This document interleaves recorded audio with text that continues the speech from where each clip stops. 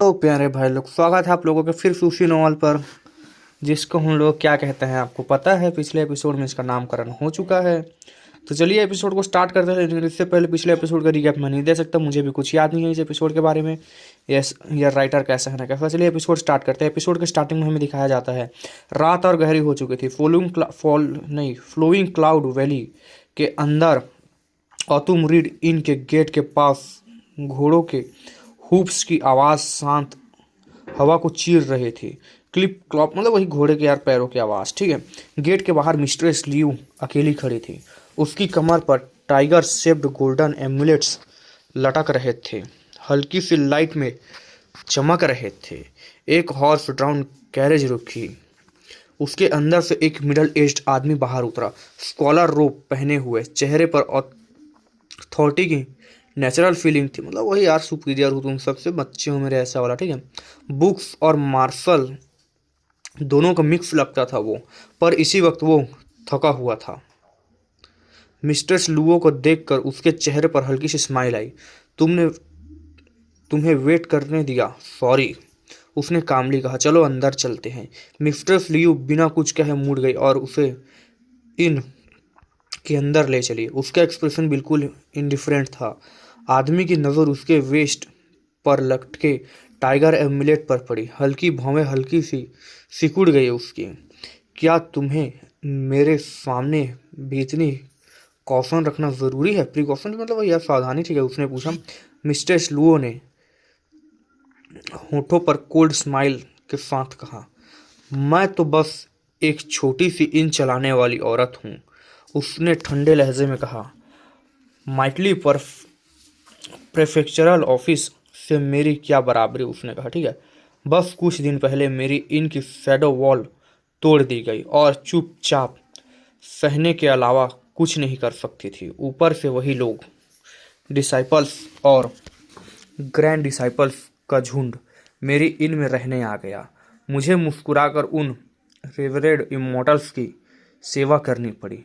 उसकी आवाज़ हल्की सी तीर छुपा हुआ था। हल्का सा तीर मतलब वही यार, चुभने वाली थी उसकी आवाज़, ठीक है। यह सब आपकी एक्सीलेंट गवर्नेंस का रिजल्ट है, जिस वजह से इतना बड़ा हॉनर मिला। आदमी रुक गया, उसकी आवाज़ थोड़ी सख्त हो गई।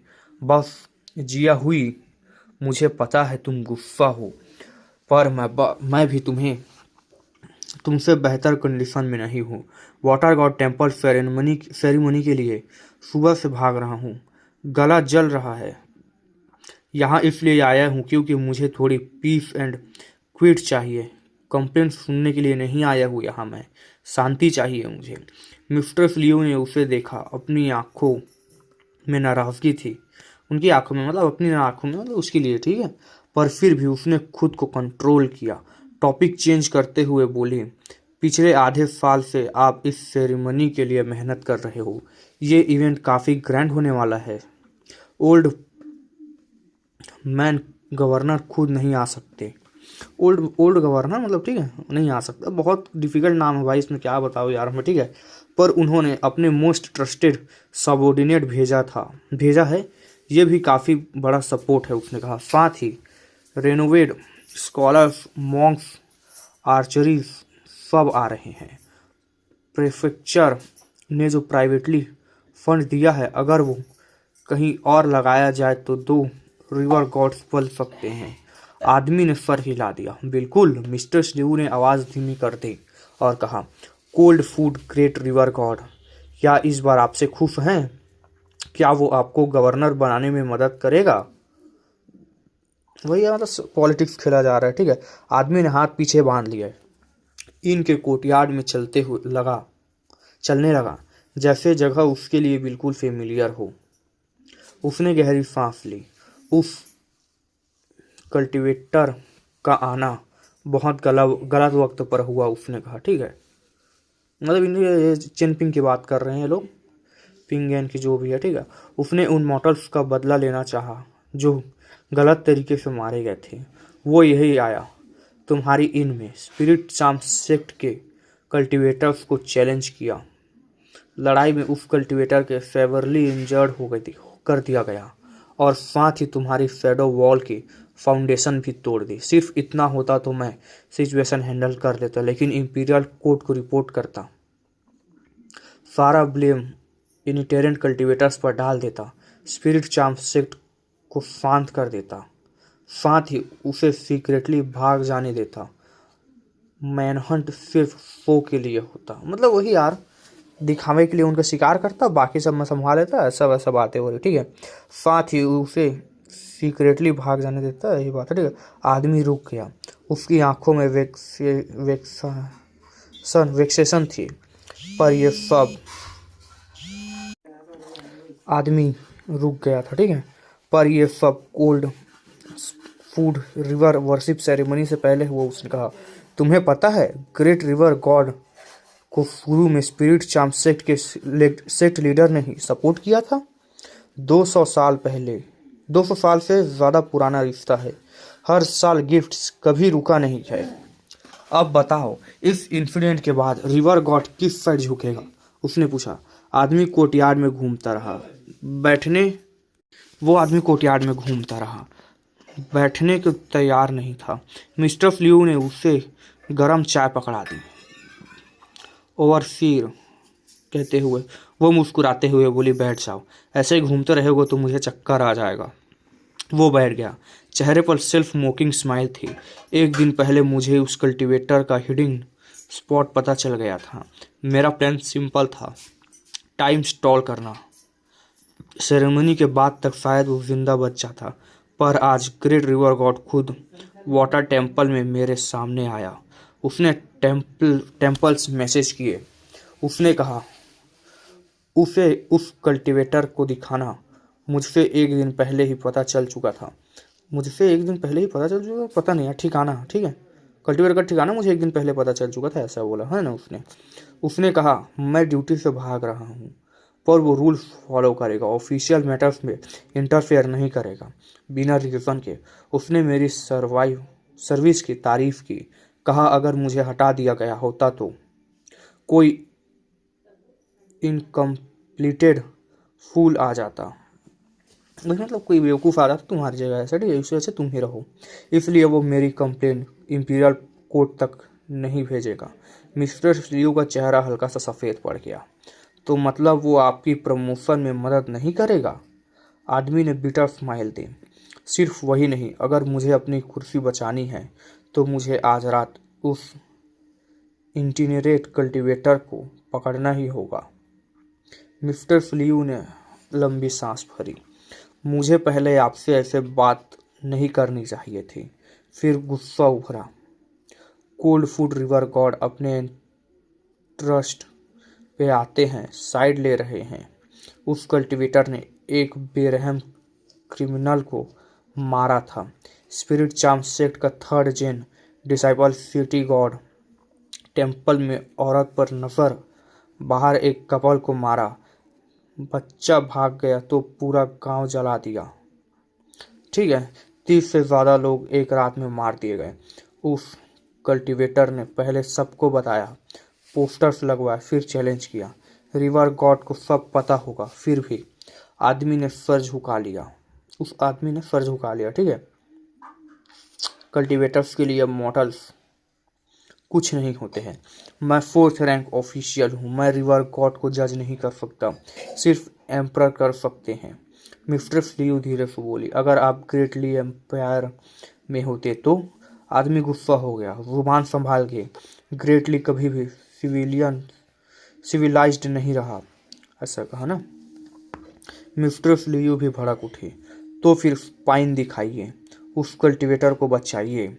वर्स्ट केस में मेरी सेक्ट स्पाइरल चार्म सेक्ट से लड़ेगी। आदमी हंस पड़ा। तुम अभी भी बच्ची हो, ग्रेटली भी कंप्रोमिसेस से ही बना है। मिस्टर फ्लूयू चुप हो गई है सुनकर। आदमी थका हुआ सा बोला, मैं कन्फ्यूशियल हूँ, पर मैं ऑफिशियल भी हूँ। मिलियंस लोग मेरी जिम्मेदारी हैं। मुझे इमॉर्टल्स को अपील करना पड़ता है। सच कहूँ तो, वरना मैं कब का रिजाइन कर चुका होता। उसने खिड़की की तरफ देखा। 10 साल पहले अर्थक्वेक, 60,000 लोग मरे थे, फिर फ्लड्स, फिर फायर डिजास्टर। उसने सब गिनाए। ये सब नेचुरल नहीं थे, मैं जानता हूँ। उसकी आवाज़ कांप रही थी। उस कल्टीवेटर के मरने से पहले वो मुझे लैपडॉग बोलेगा, शायद मुझसे ज़्यादा नफरत करेगा, सबसे ज़्यादा, ठीक है। मिस्टर लियो कुछ नहीं बोल पाई। आदमी ने शांत होकर कहा, कल लोग कहेंगे मैंने ही उसे ढूंढवा कर मरवा दिया। ये सच होगा, मिस्टर लियो ने कहा। आदमी हल्की स्माइल के साथ बोला, मैं खुद मैं खुद ये बात तुमसे नहीं करना चाहता था। खुद से कह रहा हूँ ऐसा है, ठीक है, मतलब खुद से कह रहा हूँ, ऐसे बात बोल रहा है वो। इनके पुराने कौन से सफ़ेद धुआं उठ रहा था। अचानक पानी तेज ऊपर आया। एक आर्मर्ड आदमी स्नॉट हेलबर्ट के साथ बाहर निकला। उसके चेहरे पर 2 फिलर्स थे। उसने कोर्टयार्ड में लैंड किया।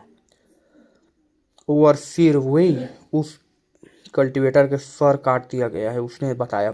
पब्लिक के सामने उसने आपको गाली दी, सीक्रेट्स भी बोले, इसलिए मैंने पहले उसे थोड़ा टॉर्चर किया। मैं मास्टर को सब क्लियर कर दूंगा, उसने कहा, और वो चला गया। मतलब एक यार वो आया, ठीक है, कोई आया और सेवक बताया कि उसका जिसकी बात हो रही थी उसे मार दिया गया है। उसने आपके ऊपर यही कि बोलेगा था ना कि मेरे ऊपर ये वो करेगा, बदनामी करेगा, तो उसने किया और उसने उसका सर काट दिया, ठीक है, और वो चला गया। मिस्टर फ्लू स्टन रह गई। ओवरसीर ने आंखें बंद की। लगता है मैं उसे अब भी अंडर एस्टिमेट कर गया। उसने सब समझ लिया था कि क्या हुआ है। फिर से अगले चैप्टर में इधर से उधर भेज दिया उसने। अब देखो क्या बोल रहा है ये, ठीक है। ग्रेट ली एम्पायर के अंदर इंपीरियल कोर्ट में जिन माउंटेन और रिवर गॉड्स को अपॉइंट किया गया था, उनका सामना आम लोग सिर्फ मूर्तियों और मंदिरों के रूप में ही कर सकते थे। चाहे 5 माउंटेन्स के गॉड्स ही क्यों ना हो, सब इसी तरह प्रेजेंट किए जाते थे। ग्रेट ली एम्पायर के बाहर ईस्टर्न ट्रेजर्ड वियल कॉन्टिनेंट के बाकी हिस्सों में सीन बिल्कुल अलग था।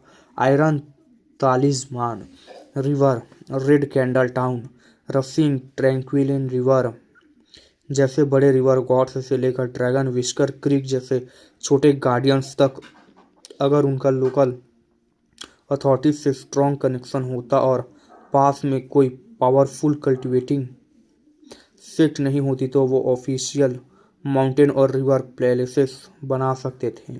और ये पैलेसेस आम इंसानी राज्यों के महलों से कम नहीं होते थे। येले कोट नेशन के सबसे हाई रैंक्ड गॉड्स में एक से एक कोल्ड फूड ग्रेट गॉड, मतलब एक, ठीक है, cold fruit great God, river great God, ठीक है, ने अपना पैलेस कोल्ड फूड रिवर के पास बनवाया था। ऐसे एरिया जहाँ 100 किलोमीटर तक कोई शहर या गांव नहीं था। यह पैलेस 1000 एकड़ से भी ज़्यादा एरिया में फैला हुआ था।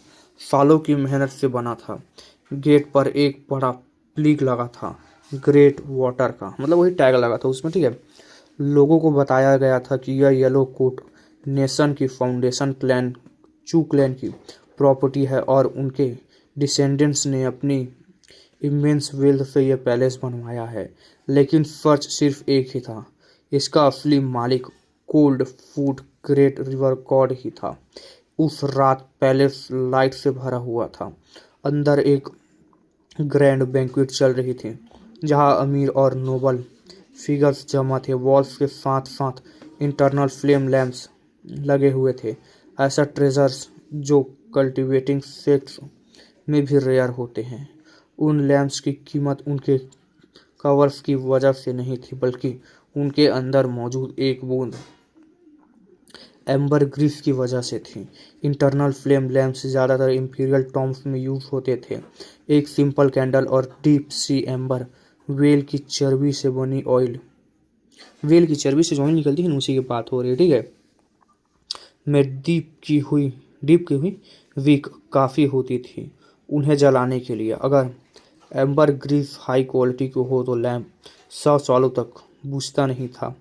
उसकी खुशबू धीरे धीरे फैलती थी, शांत, सूथिंग, टॉप ग्रेड सैंडलवुड से कम नहीं थी उसकी महक। मैं मेन सीट पर एक एज़्योर रोब्ड आदमी बैठा था। उसके हाथ में वाइट जेट कप था जिसमें एक गोल्डन वाइन भरी हुई थी। गाढ़ी फ्रेगनेंट वो कप को धीरे धीरे घुमाता रहा। उसके सीने पर एक राउंड इंसिंजिनिया था, कॉइल्ड गोल्डन ड्रैगन का। हॉल में मौजूद 20 के आसपास गेस्ट सब हाई स्टेटस कल्टीवेटर थे। फिर भी उनकी नज़र में उस एज़्योर रोब्ड आदमी के लिए सिर्फ रिस्पेक्ट नहीं, डर भी था। ये रिस्पेक्ट सिर्फ होस्ट का नहीं था, ये किसी ऐसी पावर के सामने झुकना था जो नज़र नहीं आती पर महसूस होती है। और तुमन रीड इन में काफ़ी वक्त बीत चुका था तब से सुई चैन वहाँ से गया था। जब से गया था काफ़ी वक्त बीत चुका, ठीक है। लैम्प की लाइट में चेन पिंग अपनी पहली white jade hair pin complete कर चुका था। उसने सर उठाकर सामने बैठे ली हुई को देखा जो टेबल पर सर रख कर बैठा था। हेयर पिन पर ली हुई लिखूं या हुइयिन? चेनपिंग ने पूछा। अगर नाम चाहिए जैसे बाओपिंग और सुयू का है तो सिंपल रहेगा। हुआयिन ने थोड़ा मीनिंग ज़्यादा है, मतलब उसमें मीनिंग ज़्यादा है, ठीक है, और उसमें हुआ में उसमें कम है, ऐसा है, ठीक है। ली हुई ने दिमाग कहीं और था, मतलब उसके दिमाग कहीं और था। वो हल्का सा मुस्कुराया। जो ठीक लगता है वही रख दो, उसने कहा। चेनपिंग ने ब्लैक जेड हेयर पिन उठाई। ये वाली लोग रंग बिल्कुल पेड़ की छाया जैसे है। ली हुई ने हाँ में सर हिला दिया, फिर थोड़ा हिचकिचा कर बोला, चेनपिंग तुम लिन सुयू पर गुस्सा तो नहीं करोगे ना? मतलब उसे मार दोगे या कुछ? उसने पूछा। उसने धीरे से ऐड करते हुए कहा, मुझे लगता है कल्टीवेटर बनने के बाद भी तुम उसे एक दो पंच में संभाल लोगे। वो थोड़ा चालाक है, कम बोलता है पर दिल का बुरा नहीं है। चेनपिंग ने हंसकर कहा, तुम क्या सोच रहे हो मैं लिन फुयू से क्यों लड़ूंगा?